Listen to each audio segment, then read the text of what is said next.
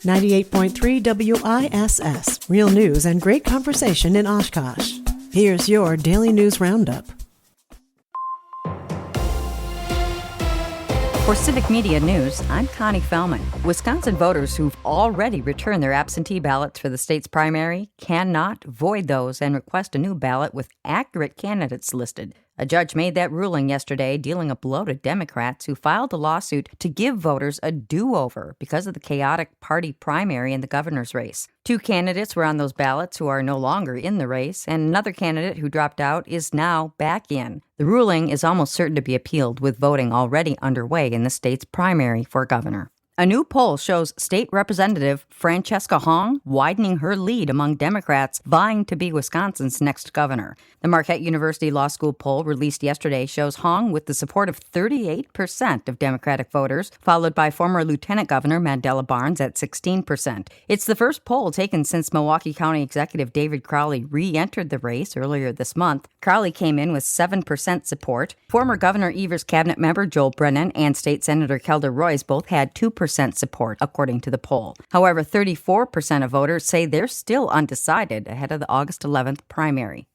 A Wisconsin appeals court has overturned a ruling that restored collective bargaining power for many state workers. The 2011 anti-union law under Governor Scott Walker effectively ended most public employees' ability to bargain for wage increases and other issues. All 5 Democratic candidates for governor this year have vowed to repeal the law if elected. The primary is August 11th.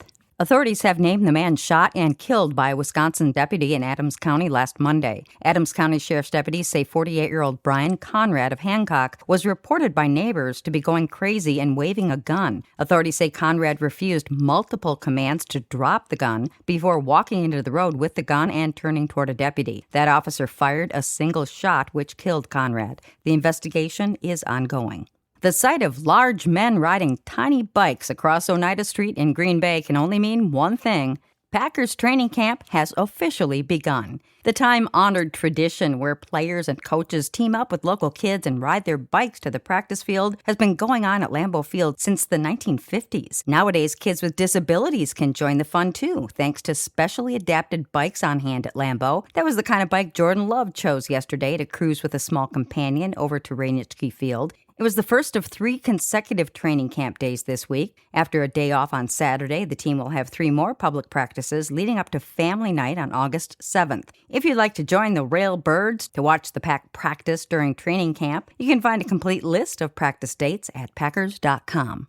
The Wisconsin Department of Justice has joined another multi-state coalition against the Trump administration. As Civic Media's James Kelly tells us, the issue is about clean drinking water. According to a press release, the coalition has filed comments opposing a rollback on limits for certain kinds of PFAS in drinking water proposed by the Environmental Protection Agency. Those limits were adopted under the Safe Drinking Water Act, which passed around 2 years ago and gave the agency the authority to set national standards for chemicals and contaminants in the drinking water. The EPA proposal would eliminate that regulatory authority covering 4 specific types of PFAS chemicals, but does not affect the agency's national drinking water standards for 2 of the most common forms of the forever chemicals. The coalition is arguing that the proposal is illegal and arbitrary and ignores the years of research and analysis by the agency that went into establishing those limits. I'm James Kelly for Civic Media News. PFAS have been detected in more than 30% of tested public water systems in Wisconsin and numerous private well areas. And that's your state news update. I'm Connie Fellman for Civic Media News.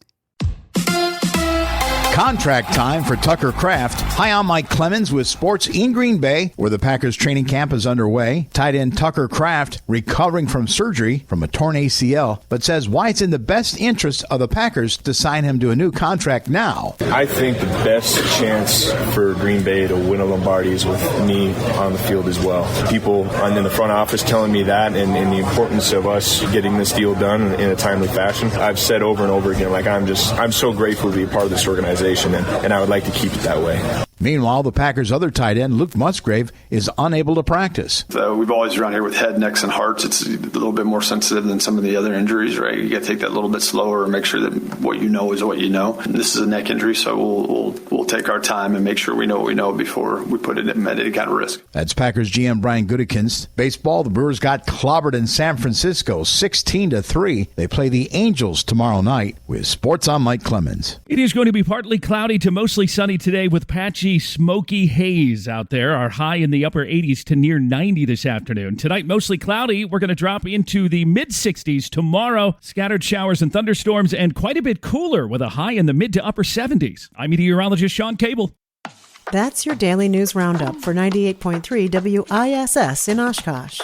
Find more news anytime at WISS.FM. Subscribe to this podcast on Spotify, Apple, or wherever you find your podcasts.